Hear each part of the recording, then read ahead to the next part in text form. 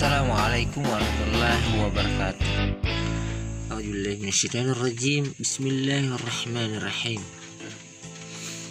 Wa iz akhadna mitsaqakum la tasfikuna dima'akum wa la tukhrijuna anfusakum min diyarikum summa aqrartum wa antum tashhadun.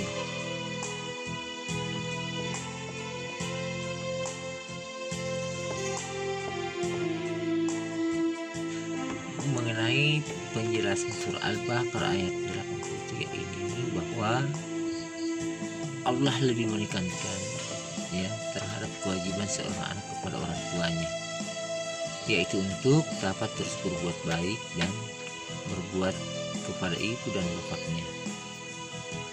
Nah itu ya, walaupun ada selain itu adalah selain berbuat baik kepada kedua orang tua, keluarga atau anak-anak yatim, begitupun orang miskin. Kemudian di dalam Quran surah Al-Baqarah ayat 215 ini adalah tugasnya untuk menyalin ayat dan penjelasan isinya ya, bahwa Allah menjelaskan tentang bagi kamu yang sudah memiliki pendapatan cukup untuk dapat menghidupi kebutuhanmu, maka alangkah baiknya juga disisihkan untuk orang tua. Hal tersebut termasuk amal ibadah, infak yang tidak akan membuatmu rugi.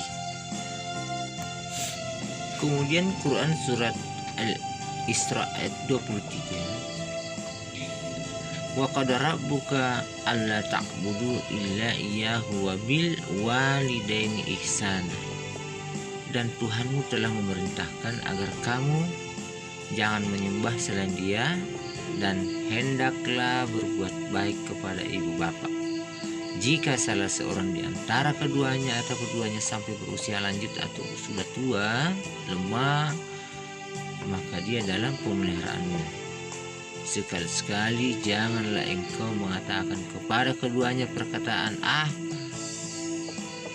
cis, dan janganlah engkau membentak keduanya, dan ucapkanlah kepada keduanya perkataan yang baik.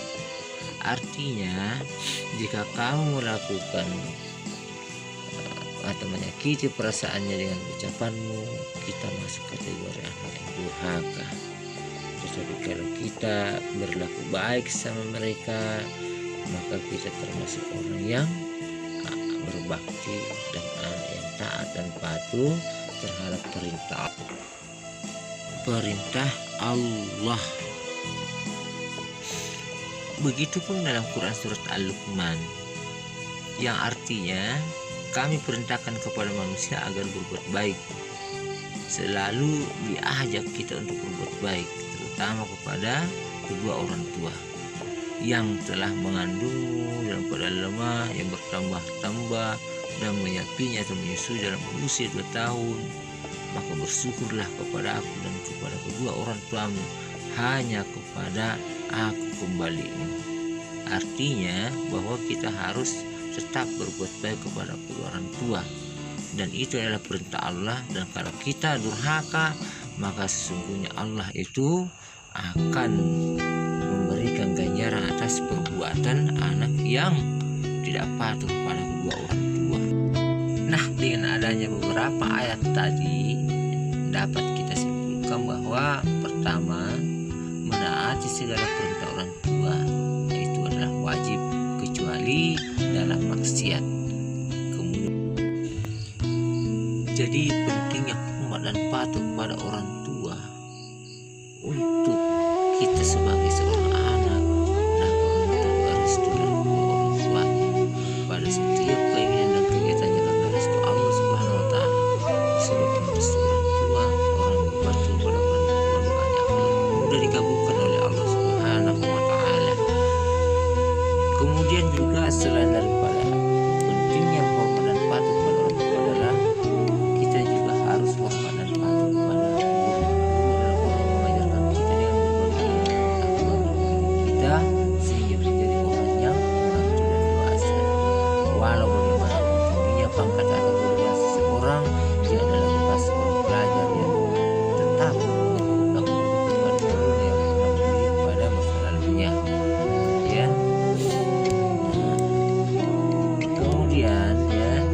sesuai dengan ketinggian derajat dan martabat guru itu tidak heran kalau para ulama sangat mengagumi cara mereka memperlihatkan penghormatan terhadap gurunya itu antara lain adalah mereka rendah hati terhadap gurunya meskipun ilmu sudah lebih banyak darinya. Mereka mengerti setiap arahan serta bimbingan guru, misalnya seorang pasien yang tidak tahu apa-apa tentang penyakitnya dan hanya mengikuti arahan seorang dokter bakar yang mahir. Mereka juga senantiasa berdoa untuk guru-guru mereka dengan mengharapkan balasan pahala serta kemuliaan di sisi Allah. Apalagi memandang guru dengan perasaan penuh hormat dan takzim serta mempercayai kesempurnaan ilmunya, ini lebih membantu pelajar untuk memperoleh manfaat dari apa yang disampaikan guru mereka. Maka ketahuilah, yang pertama, apa hikmah dan manfaat kita hormat dan patuh kepada orang tua, yaitu bahwa berbakti kepada orang tua merupakan amal yang paling utama. Kita ridha atas apa yang kita perbuat, Allah Subhanahu wa Ta'ala pun ridha. Berbakti kepadanya dapat menghilangkan kesulitan yang sedang dialami dengan cara bertawassul dengan amal saleh, kemudian diluaskan rezeki dan dipanjangkan anak yang berbuat dapat tempat kita dijadikan masuk ke dalam surga oleh Allah, kemudian sebagai pelebur dosa-dosa besar, serta apa merupakan bagian dari jihad fisabilillah. Jadi ada 7 hikmah dan manfaat kita berbakti kepada kedua orang tua. Selanjutnya adalah hikmah dan manfaat hormat dan patuh kepada guru. Apa hikmahnya? Yang pertama adalah ilmu yang kita peroleh akan menjadi berkah dalam kehidupan kita. Kemudian lebih mudah menerima pelajaran yang disampaikannya. Berikutnya adalah ilmu yang diperoleh dari guru akan menjadi manfaat bagi orang lain karena kita mengamalkannya. Kemudian apalagi akan selalu didoakan oleh guru. Jadi guru selalu mendoakan murid-muridnya, akan membawa berkah, memudahkan urusan, dianugerahi nikmat yang lebih dari Allah Subhanahu wa Ta'ala. Kemudian apalagi guru tidak selalu di atas muridnya. Ilmu dan kelebihan itu merupakan anugerah Allah, akan memberikan anugerahnya kepada orang-orang yang dikehendakinya. Jadi mungkin cukup demikian uraian Bapak pada hari ini ataukah saya pada hari ini. Mudah-mudahan membawa manfaat bagi semuanya yang menyimaknya. Dan untuk bagi pelajar agar lebih menyimak lagi dan bisa memahami dan menerapkan dalam kehidupan sehari-hari, terutama hormat dan taat kepada orang tua, begitupun hormat dan taat patuh kepada guru-guru kalian, baik sejak dari TK sampai saat ini, walaupun kalian sudah sukses ya. Demikian, wabillahi taufiq wal hidayah. Assalamualaikum warahmatullahi wabarakatuh. Bagi yang sempat mampir di sajian video ini yang berdurasi hampir 10 menit yang penuh makna, silahkan like dan share serta jangan lupa subscribe-nya ya, dan nyalakan loncengnya. Semoga video ini bermanfaat dan menjadi amatul jariah apabila diamalkan dan dibagikan kepada saudara-saudara kita.